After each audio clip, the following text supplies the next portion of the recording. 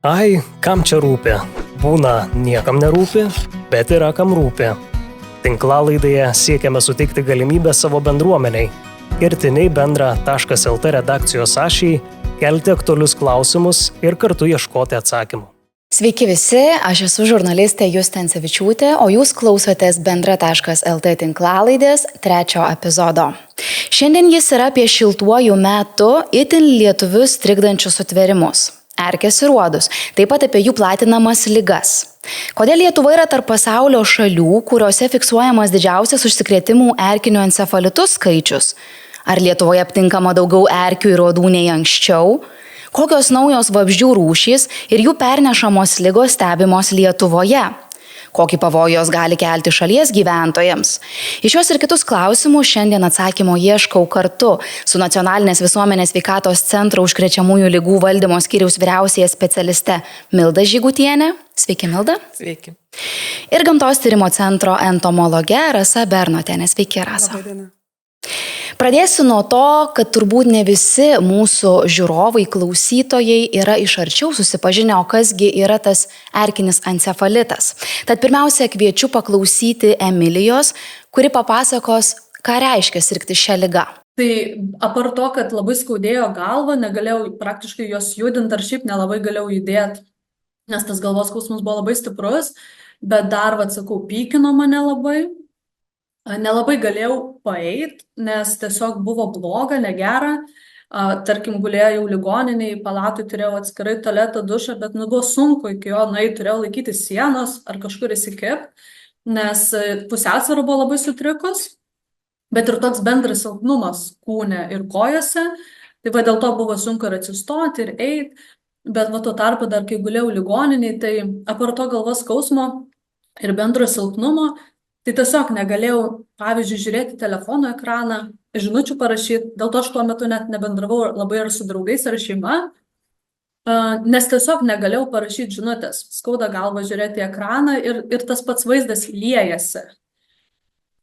Tai ir tada po truputį pradėjo gerėti, bet pavyzdžiui, tuo metu, kol gulėjau ligoninėje ir vis po to ateidavo kažkas aplankyti, šeima ar draugai, tai atsimenu tokį vieną momentą, kai atėjo brolis su draugė, ir mes kažką kalbam, man sunku truputį buvo kalbėti, nes ir ta galva kažkiek skauda, ir šiaip atrodo, lyg svaigsta ta galva.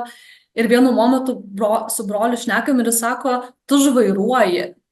Ir aš supratau, dėl ko man tas vaizdas taip liejasi, nes atrodė, lyg mano akis šiek tiek žvairuotų.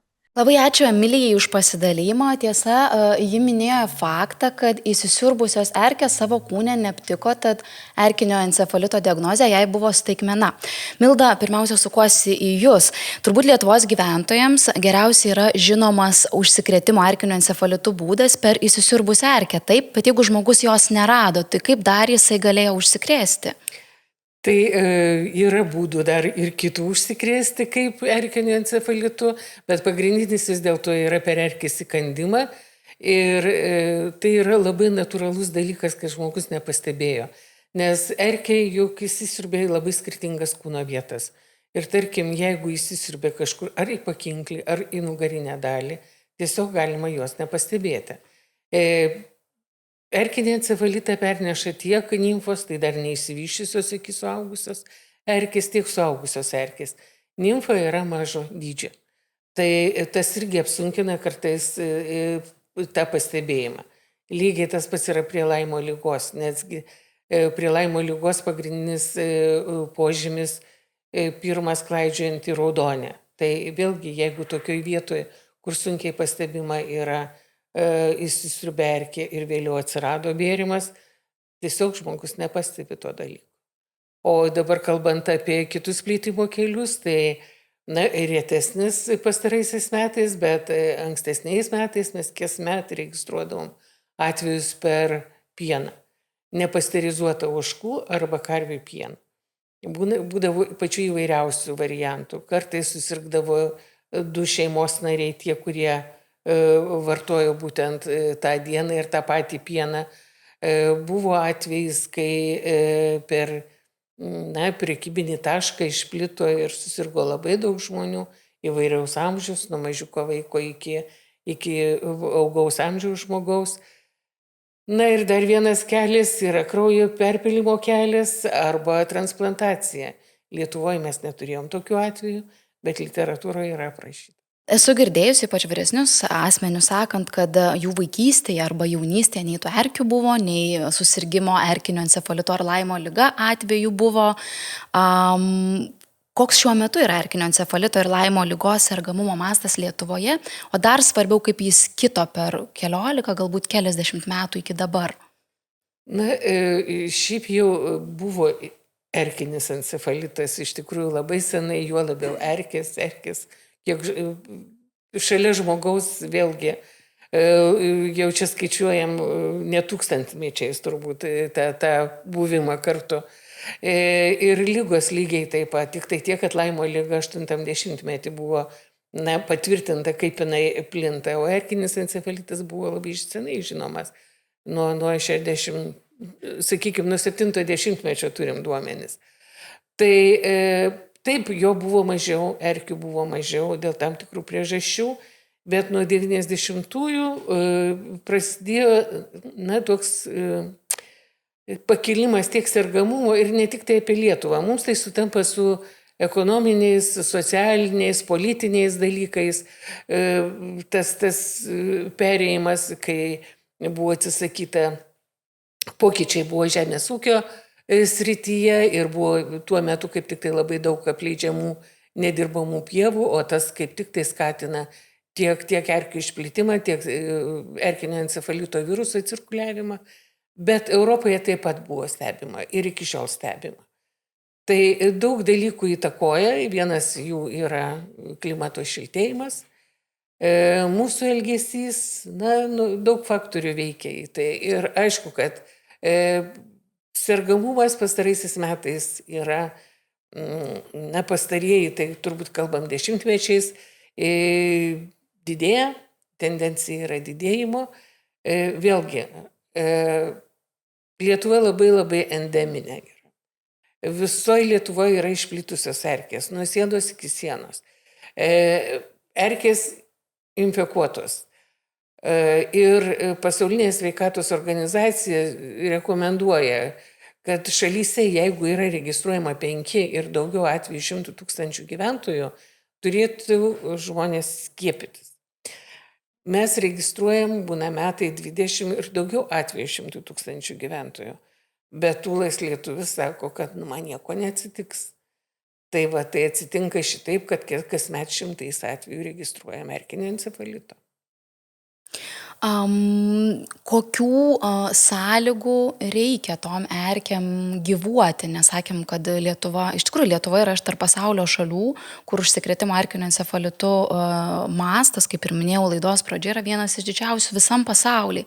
Tai kokios tos sąlygos mūsų šalyje nulėmė tokią situaciją? Ką mes turim tokio, kad jos čia taip veisiasi ir kad, nes nebūtinai tai, kad jos veisiasi, reiškia, kad jos visos yra užkrėstos turbūt, bet tai, kad jų yra daugiau, vis dėlto turbūt rizika užsikrėsti erkinio encefalitu yra vis tiek didesnė.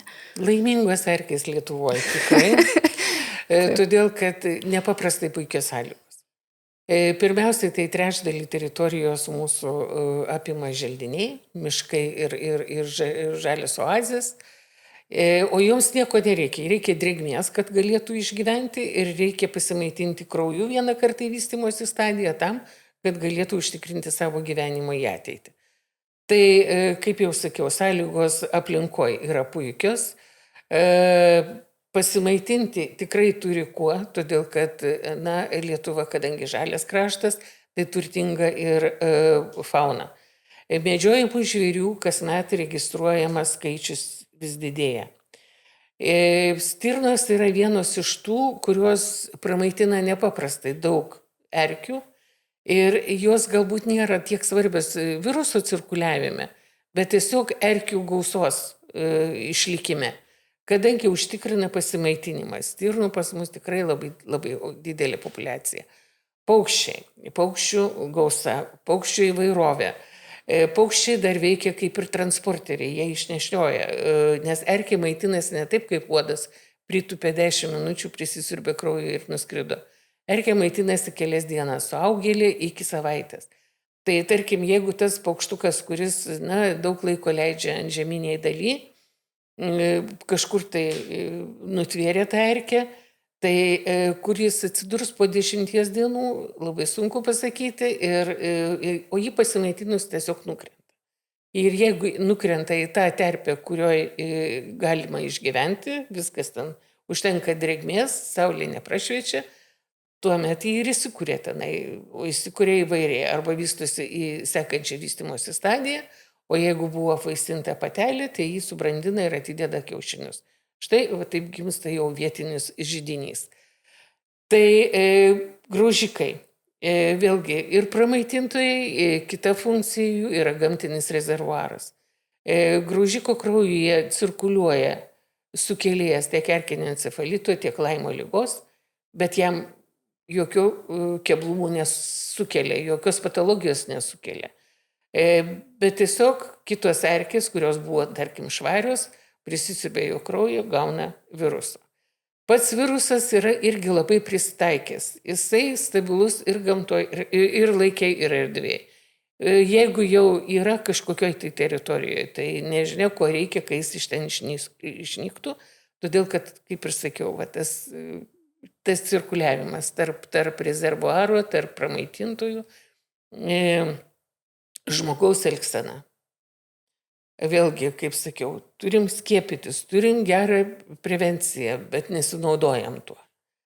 Na ir klimato kaita irgi labai svarbu, nes pastaraisiais metais, štai turim jau 2 metus iš eilės, tiesiog, kadangi išnyko ribos tarp vasaros rudens, tarp rudens žiemos, pailgėjo erkių aktyvumo sezonas. Kuo jos ilgiau aktyvesnės, tuo didesnė tikimybė su jie susitikti. Aišku, kad vėlyvam rudenį arba gruodžio pradžioje jų nėra gausa didelė, bet pavienės jos sutinkamos. Lygiai kaip ankstyvam pavasarį, kai šiek tiek kažkur tai ima kovo pradžioje ar netgi vasario pabaigoje, pašiltėja oras ir tam tikroje vietoje gali suaktyvėti. Vėlgi jų nedaug, bet tuo pačiu žmogus budrumas labai menkas. Nes visi įsivaizduoja, kad jau vasara baigėsi, tai ko gero, kad ir erkių nebėra. Nieko panašaus, jos yra iki tol, kol yra pliusinė temperatūra. Yra aktyvių, kadangi, vėlgi yra sėkmės istorijų ir jų gyvenime, kurioms pasiseka kelis kartus per sezoną pasimaitinti, tai jos nori dar prieš žiemą pasistiprinti, nes pasimaitinusi jį lengviau išgyvens. Nesvarbu, iš kokio Lietuvos regiono esi, čia tavo balsas gali įkvėpti naujienų darbotvarkę ir kurti pokyčius. Klausk, siūlyk, abejok. Bendra.lt – pirmoji įtraukiosios žurnalistikos platforma Lietuvoje. Pasvarstykim, kas dabar turėtų nutikti, kokios sąlygos atsirasti, kad tų erkių ir kartu ir jų platinamų ligų mažėtų, o gal kažkas turi nutikti, kad jos iš viso išnyktų, jeigu tai įmanoma yra. Pafantazuokime truputį. Mano žinios ir patirtis neleidžia fantazuoti šitoje srityje, todėl kad kol kas jokių požymių nėra, kad erkėms pataps blogiau gyventi Lietuvoje. Tai kokios ateities prognozės, ką mes lauksim, dar daugės tų erkinio encefalito, Laimo ligos ir kitų pernešamų ligų atvejų? Prognozės vėlgi labai nedėkingas dalykas, bet turim prevenciją. Erkinį encefalitą tikrai galim suvaldyti, jeigu būsim visi pasiskiepję. Prie Laimo ligos taip nėra šiuo metu skiepų, bet laukiam. Tai yra vis tiek pažadai ir šita vakcina yra vystoma ir artėja turbūt laikas, kai jį bus registruojama. Tai vėlgi tą valdyti galima. Kalbu apie vakcinas ne šiaip savo, kad tiesiog, bet yra šalis Austrija, kuri turi labai gražų pavyzdį. Kažkada tai buvo tokia pati situacija, kaip dabar, kad Lietuvoje. Iš tikrųjų labai didelis sergamumas buvo registruojamas ir nuo 80-ų prasidėjo per draudiminės įstaigas vakcinacija visų gyventojų. Ir jie suvaldė tą lygą tiek, kad dabar per metus iki 100 atvejų jau daugelį metų registruoja. Tik tai tiek. Tai vakcina yra būdas suvaldyti tiek vieną, tiek kitą lygą. Kaip ir minėjot, jūs nuo erkinio encefalito galim dabar pasiskiepyti, nuo Laimo ligos kol kas tikrai ne. Vadinasi, mes gamtoj vis tiek turim būti budrus ir taip, kad eisim, braidžiosim po pievas, kaip tik norim ir paskui net nepasitikrinę eisim, nežinau, savo darbų dirbti, negalim, turim būti budrus. Kokios būtų jūsų rekomendacijos tiesiog žmogui, sakys, o kaip man apsisaugoti, gal aš galiu kažkaip paprastai, taip tokiais natūraliais būdais. Labai neįdomios, iš tikrųjų, kadangi viskas paprasta, mes norim kažkokių sudėtingų labai sprendimo būdų, o šiaip tai pirmiausia reikia apsisaugoti nuo erkės įsisiurbimo. Tai erkė, jeigu mes tinkamai apsirengę, pirmiausiai užsikabina už drabužių mūsų ir ropoja, jinai ieško vietos patekti prie kūno. Jeigu uždarom visus kelius patekimo, rankogaliai užsegti, kaklas užsegtas, galvos apdangalas, gobtuvas nepaprastai gerai, kelnių klešnės sukištos į kojines arba į aulinius batus, štai mes jau uždarom tuos kelius. Grįžtam atgal į namus, persirengėm, rūbai negyvenamai patalpoj tie, su kuriais buvom gamtoje. Geriausiai saulėje. Arba galų gale ant gyvatuko vonioj pasikabinti. Apžiūrim kūną. Jeigu erkė yra kažkur tai jau įsisiurbusi, tai vėlgi labai greitas erkės pašalinimas nuo kūno jau yra prevencinė priemonė prie Laimo ligos. Prie erkinio encefalito nieko negalim padaryti, todėl kad labai greitai perduoda virusą. Čia dėl sukėlėjo lokalizacijos vietos grynai erkės organizme. O Laimo ligai, kad užkrėstų, reikalingas laiko tarpas, kuris siekia 24 ir daugiau valandų, nes reikia, kadangi viduriniai žarnoj slypi tas sukėlėjas, o erkė siurbia kraują pumpavimo principų, dalį skysčių išleidžia savo, dalį kraujo pasisavina ir kol tas apsikeitimas įvyksta, kad atpilamas yra žarnos turinys į žaizdą, tik tai tada įvyksta užsikrėtimas. Tai tokie paprasti dalykai. O jeigu pasiskiepijęs nuo erkinio encefalito, tai jau gali saugus jaustis. Na ir dar repelentai, kuriuos reikia naudoti tiesiog. Bet repelentą vėlgi reikia pasirinkti protingai, nes tas kvapas, kuris atbaido uodą, tikrai neatbaido erkės. Čia jau reikėtų, kad būtų aktyvioji medžiaga ir jos būtų ne mažiau 30%. Minėjot, kad pas mus Lietuvoje yra erkės išplitusios nuo sienos iki sienos. Ar yra lietuvių, kurie galėtų sakyti, mes jau galim jausti saugesni, mažiau tų erkių, mažesnis užsikrėtimo mastas, ar visa Lietuva yra vienodai pavojinga šiuo klausimu? Nei vienas negalėtų jausti saugiai, todėl kad vėlgi prie erkinio encefalito yra užsikrėtusių erkių tiek Europoje, tiek mūsų vienos studijos metu išaiškinta apie 1%. Tai yra tikrai nedaug. Na ir dėkui Dievui, kadangi įsisiurbė tai tikrai milžiniški kiekiai. Iš miškų grįžta ir po 3 ir po 4 erkės parsiveža. Bet jūs niekada nežinote, kuri erkė įsisiurbs. Ar iš 99, ar iš to 1%. Tai čia erkinis encefalitas. Laimo ligos apskritai vidutiniškai apie 25 turbūt procentus yra užsikrėtusių.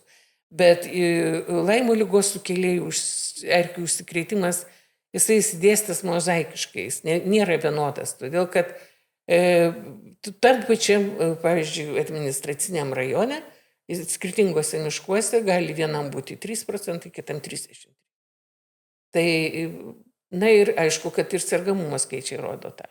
Jeigu erkinį encefalitą 100 skaičiuojam, tai Laimo lyga 1000. Žmonės kartais sako, pasitepsiu eteriniu aliejumi kokiu nors, kažkokiu kitokia priemonė buitinė. Ar veikia tai? Tikrai ne. Tikrai ne. Todėl, kad erkė toks negudrus labai sutverimas. Nei akių turi, nei... Turi tokį vieną jautrumo organą priekiniai, kadangi turi 4 poras kojų, tai priekiniai poroj, lėtenėliai yra toks Hellerio aparatas, tai tik reaguoja į šilumą, todėl visuose paprastai nuotraukose ar paveiksluose ta erkė balsuojanti, abi tas letinas iškilusi viršų. Tai reaguoja į šilumą ir į anglies dvideginį. Viskas. O kad ją atbaidyti, tai reikia tikrai stipresnio produkto negu kateterinis aliejus. Ir kaip sakiau, reikalinga jau cheminė medžiaga. Česnakas abejoju ar padėtų. Dar nesi mūsų bendruomenėje? Registruokis bendra.lt ir būk tas ar ta, kuri nušviečia tamsoje skendinčias temas. Rasa, sukuosi jūs iš karto. Erkės platina pavojingas infekcinės ligas. Atrodo, kad dėl jų nuolatos gamtoje turime lyg ir būti budrus, kaip ir minėjau. Bet nepaslaptis, kad dėl uodų mes taip pat negalime ilsėtis, taip atrodo kokybiškai, nes jie vis tiek trikdo mūsų ramybę. Ir atrodo, kad tų uodų kasmet darosi vis atsiranda ar skraido vis daugiau aplink mus. Ar taip yra iš tiesų, ar tiesiog žmonės yra jiems jautresni? Uodų kasmet nėra daugiau, iš tikrųjų vienais metais būna daugiau, kitais metais mažiau. Priklausomai nuo sąlygų, nuo to, kiek buvo lietaus, kaip anksti atėjo pavasaris. Mes praktiškai kiekvieną pavasarį išgirdžiu tą klausimą, kodėl šiemet tiek daug uodų. Todėl, kad kai jie pasirodo masiškai, gegužės antroje pusėje paprastai tai būna. Ir, žmonės jau būna per žiemą atpratę, manau, čia yra daugiau su jautrumu susijęs dalykas. Tiesa, kad uodų gausumas metai iš metų šiek tiek skiriasi, bet tai yra būtent banguojanti tokia tendencija. Nesakyčiau, kad jų labai daugėja, gausėja. Kokių sąlygų jiems reikia gyvuoti? Erkėms vienokių, ką mes irgi turim tokio, kad jiems būtų taip smagu veistis kažkokioj tai vietoj? Panašiai kaip erkėm drėgmė ir šiluma. Tik tai ne tiek drėgmė, kiek uodams reikalingas stovintis vanduo. Ir jeigu yra stovinčio vandens telkiniai, kur uodai gali veistis, nes uodai deda kiaušinius arba į drėgną dirvą, arba tiesiai į vandenį. Čia priklausomai nuo rūšies, nes rūšių yra labai daug Lietuvoje, netoli 40. Ir tada lervos vystosi vandenyje. Ir lervos vystosi vandenyje priklausomai nuo temperatūros. Jeigu labai šilta, jos labai greitai išsivysto į lėliukę ir suaugusį uodą. Jeigu yra vėsų, kaip kad pavyzdžiui pavasarį, balandžio mėnesį, kai didžiuma uodų veisiasi, tai užtrunka apie mėnesį. Ir po mėnesio jie išskrenda, ir tada puola žmonės ir tada jie klausia, kodėl jų tiek daug. Tai šiluma ir stovintis vanduo. Rasa, viename iš interviu esat minėjusi, kad kraujasiurbiai vabzdžiai yra labai svarbi ekosistemos dalis. Aišku, būnant prie ežero galvojam, tikrai tas pasaulis ir mūsų poilsis būtų daug ramesnis ir geresnis, jeigu tų uodų nebūtų, bet tai kodėl jie tokie svarbus mūsų ekosistemoms? Arba kas nutiktų, jeigu jų nebūtų? Gamtoje viskas yra labai svarbu ir išėmus bet kokią dėlionės dalį yra šiokia tokia griūtis. Tai uodai, jie svarbi dalis tiek maisto grandinėje, tiek tai, kad jie perduoda tam tikrus patogenus, ne tik tai žmonių, bet ir laukinių gyvūnų arba paukščių. Ir uodų lervomis, kurios, kaip minėjau, veisiasi stovinčiame vandenyje, maitinasi aibė kitų bestuburių. Tai jeigu nebūtų uodų, jie liktų neėdę tie vandens bestuburiai. Taip pat ir žuvis tame tarpe, suaugusiais uodais maitinasi paukščiai, šikšnosparniai ir aš dažnai miniu vieną tokį pavyzdį, kuris buvo mokslinis tyrimas apie paukščius ir jauniklius, kuriuos jie augina. Mes kaip žmonės dabar turime tokias galimybės išnaikinti uodus tam tikroje teritorijoje. Ir buvo lyginama paukščiai ir kiek jauniklių atsiveda teritorijoje, kur nebuvo naikinami uodai ir kur jie buvo naikinami. Tai statistiškai patikimai vienu paukščiuku mažiau ten, kur buvo išnaikinti uodai. Nors kraujasiurbiai uodai nėra toks pagrindinis maisto šaltinis daugeliui paukščių rūšių, taip pat šikšnosparniam, bet tai yra svarbi sudedamoji dalis. Ir tai, kad jie perneša tam tikrus patogenus, tai laukinėje gamtoje tai irgi yra nusistovėję ryšiai tarp patogenų, vektorių, tarp šeimininkų. Ir gausumo reguliavimas kitų rūšių, tai irgi yra viena iš tokių uodų pernešamų patogenų ir tuo pačiu ir uodų užduočių laukinėje gamtoje arba laukinėse ekosistemose. Man tokia kyla mintis, kad klausytojui kiltų klausimas apie patogeną. Papasakokit truputėlį, kas tai yra, apie ką mes kalbam, kad visiems būtų aišku. Lygų sukėlėjai, kurios gali pernešti uodai, nes uodai perneša, jeigu taip žiūrėt pasauliniu mastu, ne apie Lietuvą kalbant, tai ir virusus, ir bakterijas, ir pirmuonės, ir filiarijas, ir ką jie visą tai gali pernešti.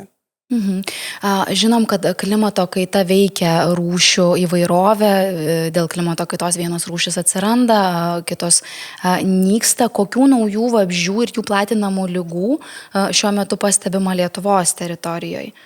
Jeigu kalbėti ne apie uodus, apskritai apie vabzdžius, tai vienas iš tokių gražiausių pavyzdžių tai yra maldininkas.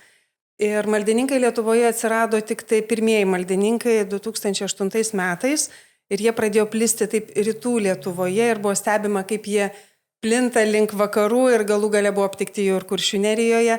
Ir žmonėm jie visiems dar kartais kelia tokią nuostabą, jie skambina, sako, žiūrėkite, mes radom maldininką, ką su juo daryti, gal jį kokį stiklainį uždaryti, gal jį pašerti, bet jau dabar vabzdžiai maldininkai yra aptinkami visoje Lietuvos teritorijoje. Ir čia jie yra kaip natūrali tokia ekosistemos dalis. Ir Latvijoje, ir Estijoje jie jau yra aptinkami, nors anksčiau to nebuvo.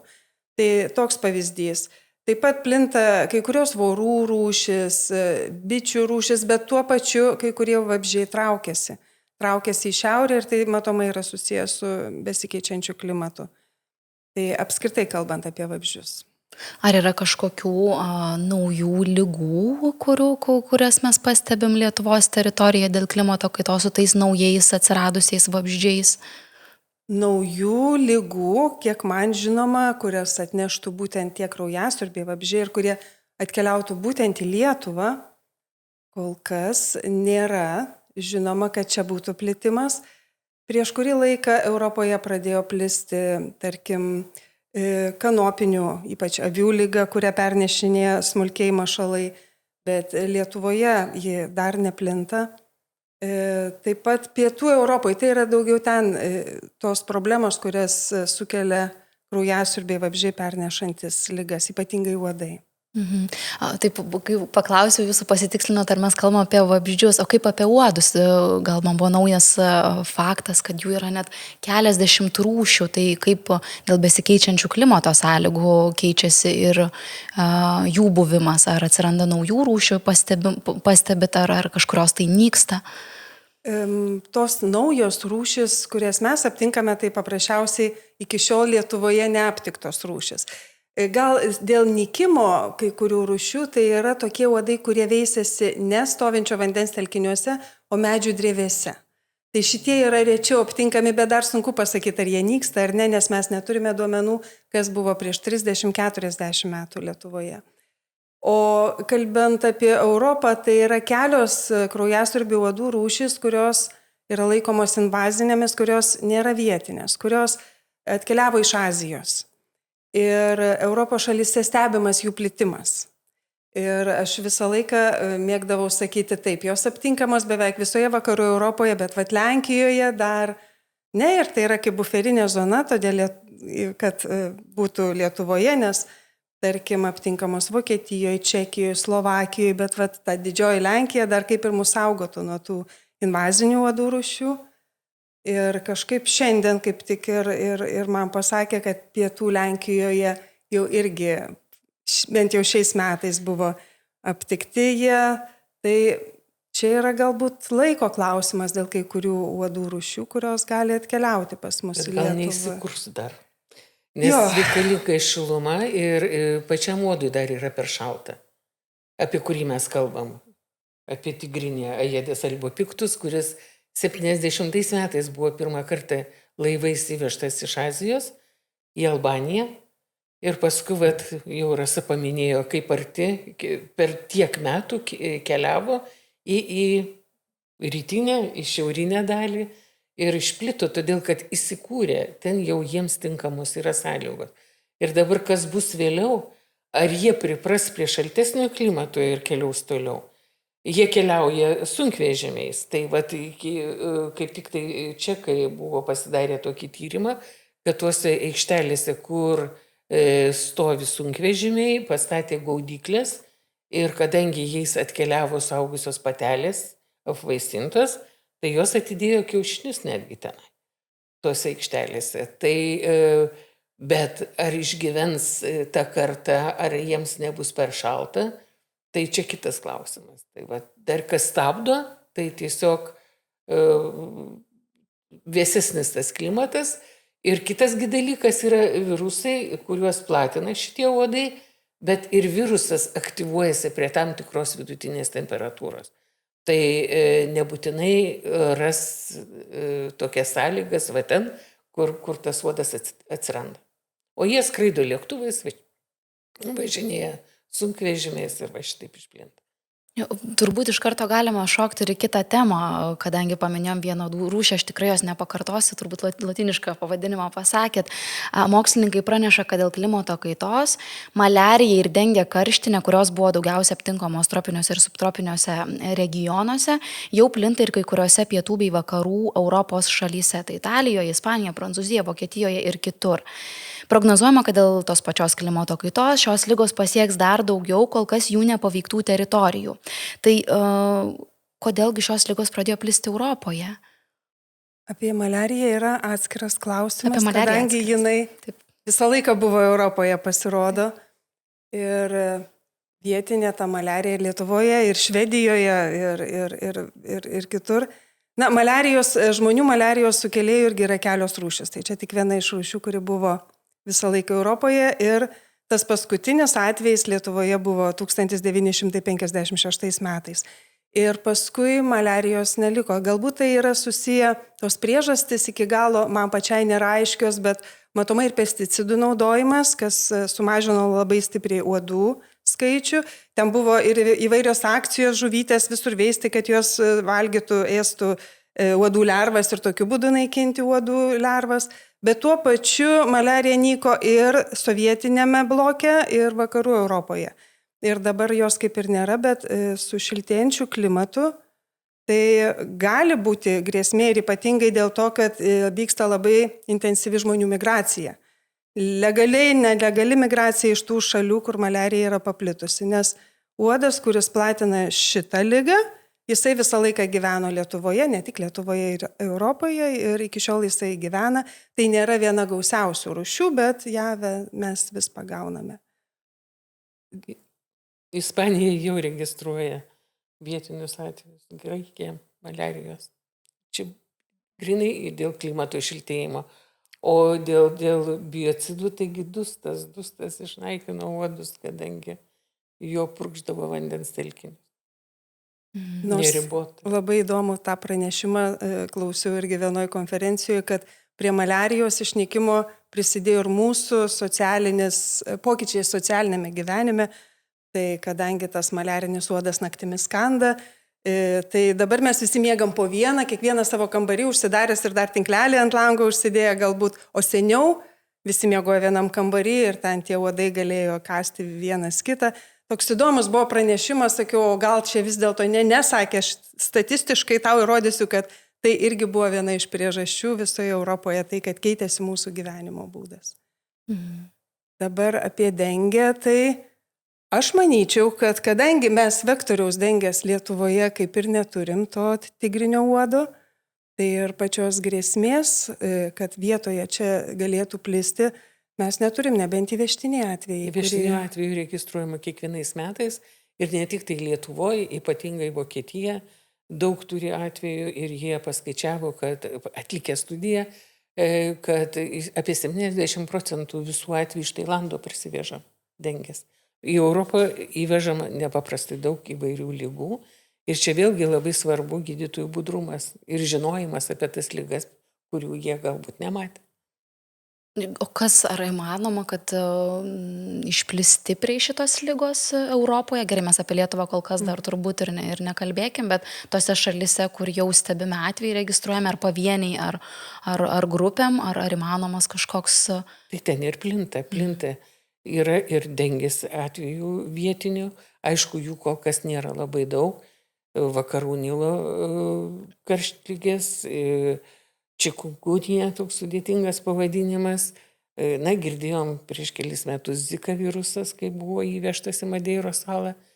Tai taip, ypatingai sezono metu tuos lygos jau vietinės registruojamas, kadangi jeigu yra platintojas, specifinis platintojas, o būtent ta rūšis, apie kurią mes kalbam, tas tigrinis azijinis uodas, tai reikia tik tai infekcijos šaltinio ir šilumos kiekio, kadangi vėlgi dar, tarkim, apie malariją kalbant, tai tas šilumos kiekis jisai reikalingas tam, kad uodė prisisirbusi nelytiškai subrendusių tų maliarijos sukėlėjų subrandintų, jos organizme dar turi praeiti vieną vystymosi stadiją. O tam yra reikalingas tam tikras šilumos kiekis. Tai vat, jeigu jisai labai galima jį surinkti Lietuvoje tiek, kiek reikia, 105 laipsnius efektyvios temperatūros, bet jeigu jis įsitemps į mėnesį arba pusantro, tai maža tikimybė, kad ta pati patelė išgyvens tiek laiko. Ir neturim infekcijos šaltinio, kas džiugina. Nors aš vis galvoju, kodėl mes kalbam apie dengę, nes vakarų Nilo karštinę galėtų platinti mūsų uodai. Čia jau invazijų uodų nereikia, čia vietiniai galėtų, tai atsiradus infekcijos šaltiniui. Ir vakarų Nilo karštinė jį irgi gamtoje cirkuliuoja. Paukščiai, arkliai, tai ir tada įjungiamas žmogus. Tai vat, šita, manyčiau, grėsmė yra didesnė negu dengės. Kokių mokslininkai išeičių turi tam, kad neplistų, o tarkim, gerai, dabar ir neplinta, bet ateityje, tarkim, vis tiek klimatas šiltėja, tos sąlygos ne dabar, ne už 10 metų, ne už 20, bet kažkada gali būti pasidaryti palankesnės ir naujoms rūšims ir platinamoms ligoms plisti. Priežiūra pirmiausiai, entomologinė priežiūra, stebėsena. Ar yra, ar nėra. Jeigu yra kontrolės priemonės. Uodus lengva sukontroliuoti, nes mes žinom, kur yra jų visykla. Ir aišku, sugaudyti ore skraidančius yra sudėtinga, bet irgi yra būdų. Bet sunaikinti vysyklas, tai vėlgi reikia tik tai žinių pažinti, žinoti, kada, kokia rūšis, nes, kaip Rasa minėjo, jų turim kelias dešimtis. O šiaip tai, vat, tam jau paprasčiausiam uodui, tai skardinės nuo konservų dėžutės pakanka, kad atidėtų. Svarbu, kad yra telkinukas vandens ir taigi žinom dar ir tokius atvejus, kai kapinėse, pavyzdžiui, išplinta, nes ten vėlgi vazos su vandeniu ilgai nekeičiamos ir stovintis vanduo ir ten atideda kiaušinius ir įsirita. Uodai, tai juos sukontroliuoti galima, yra būdų, yra biologinis preparatas, kurį galima naudoti. Ir šitų uodų stebėsenai vakarų šalyse ir pietų Europoje kartais net įtraukiama visuomenė. Mokiniai ir jie daro mokyklose ten per biologijos pamokas, padeda tokias kaip ir gaudyklės uodų ir tada stebi, ar yra tie uodai, ar tie invaziniai uodai ir tada teikia informaciją vietos organizacijom, ką randa. Tai ne tik specialistai, bet kartais ir visuomenė būna įtraukiama, bent jau tokią praktiką esu tikrai mačius Kroatijoje, kaip tai yra daroma. Rasa, dar grįžkim prie invazinių tų uodų truputėlį. Aptariam, kad jų atsiranda ir kaimininėse šalyse, ir pačioje Europoje. Ar jie gali kelti kažkokį tai pavojų čia Lietuvoje esančioms rūšims arba netgi ir žmonėms? Žmonėms tai jau kaip ir aptarėme, kadangi jie yra virusų vektoriai, ne visi, bet iš tų invazinių rūšių pora yra tokių, kur kaip ir nėra vektoriai, bet jos labai agresyvios. Tai yra, kai įsiveisia miestuose, tai tada labai kanda žmonės, tai tas yra labai nepatogumas. O tos, kurios jau platina virusus, tai tos tiesioginė grėsmė žmonėms. Ar jos galėtų būti pavojingos mūsų vietiniams uodams, tiems lietuviškiesiems, tai sunku pasakyti, nes tie, kurie įsikuria miestuose, tai tie nelabai vaidina svarbu vaidmenį gamtoje. Nėra didelės konkurencijos tarp uodų, užtenka visiems vietos pasaulyje. Nėra konkurencijos. Geras galėtų tinklalaidės pavadinimas būti. Rasa, dar klausimas esu girdėjusi ir klausiausi vieną interviu jūsų, kalbėjote apie tokį reiškinį, kai žmonėms yra siūloma paslauga tam tikrų metų, tam tikroje vietoje išnaikinti uodus. Gal jūs esate susipažinusi, kokiomis priemonėmis tai daro ir ar čia yra patikima, ar yra gerai, ar blogai ir kokia galima rizika tokių uodų šalinimo priemonių? Iš tikrųjų, kaip ir minėjo Milda, yra vienas legalus tikrai būdas, tai yra biologinių preparatų naudojimas. Dabar kas tai yra? Tai yra, kai uodas yra dar baloje, tai yra, kai jis yra savo lervystėje, tai yra lervos stadijoje, tas preparatas yra panaudojamas vandens telkinyje. Ir iš to telkinio neišsirita uodai. Bet kadangi tai yra biologinis preparatas, kuris egzistuoja gamtoje labai trumpą laiką, nes jisai, netaršus, jis nesikaupia. Tai yra bakterijos, kurios gan greitai suyra, po 2 savaičių toje baloje vėl gali veistis kiti uodai. Tai tą preparatą reikia naudoti, labai taip apskaičiuotai, kas tam tikrą laiką ir jeigu balų nėra aplinkui labai daug, jeigu negyveni apsuptas pelkių, o turi tik tai 3 balutes, kur reikia kažką daryti, tai yra efektyvu. Bet daugeliu atveju žmonės gyvena prie didelių pelkynų ir tada turi daug uodų. Didelių pelkynų niekaip neišpurši jokiais preparatais. Ir tada tas efektyvumas jis nėra labai didelis, labai ryškus. Žinoma, jis yra kažkiek uodų išžudo. Kitas dalykas, jeigu yra rekomenduojama uodus išžudyti cheminiais preparatais, tai gamtoje cheminių preparatų, kurie žudytų skraidančius uodus, negalime vartoti. Ir tai nėra leidžiama, nes jie nėra selektyvūs. Jie žudo visus vabzdžius iš eilės, tame tarpe ir bites, ir maldininkus, ir visus kitus. Ir todėl šitie preparatai jie nėra naudojami, tie, kurie naikintų skraidančius vabzdžius. Šitas nėra daroma netgi. Ir tada vienintelis būdas lieka repelentai. Jeigu mes išsipurškiam repelentais, mes nieko nežudom, bet apsisaugome save nuo uodų. Bet, sakyčiau, repelentai ir kai kuriais atvejais gali pasitarnauti biologiniai preparatai, bet labai specifinėmis sąlygomis, kai uodų veisyklų yra labai nedaug aplinkui. Mhm. Ir turbūt jau keliausim prie pabaigos. Klausimas vėlgi apie apsaugą. Pati buvau savaitgalį pelkėje, užsipurškiau, atrodo, pusę buteliuko repelento ant savęs ir vis tiek tie uodai tūpė ant manęs ir kando. Ar čia kažkokia yra mistika, kodėl taip yra, ar čia priklauso nuo apsaugos tos priemonės, kodėlgi, ir vėlgi, ar čia jutimiškai atrodo, kad nesaugo, gal truputėlį saugo, ar tie uodai tampa atsparesni, daug klausimų, bet kame čia šaknis, kad atrodo, kad tikrai, kad ir ką tu ant savęs purkštum, jie vis tiek tie uodai puola. Literatūrai aprašyta, kad uodai puola tik tai saulėje tekant ir ne literatūroje, vadovėliuose ir saulėje leidžiantis. Bet žiūrėkit, patelė, jai gyvybiškai svarbu gauti kraują, nes jeigu jinai negaus, žus. Tai va tas instinktas, jisai veda jau, kaip sakoma, vabank ir saulėje šviečiant. Ir galbūt tas repelentas vėlgi, jeigu jis biologinio preparato, biologinės kilmės, kažkokių tai žolelių ar dar kas nors, tai jau netaip ir žudančiai ten, ne tai kad žudančiai, bet netaip jau baisiai ir atbaido. Tai gali būti šitaip, kai jinai tiesiog iš nevilties jau bet kurio atveju puola.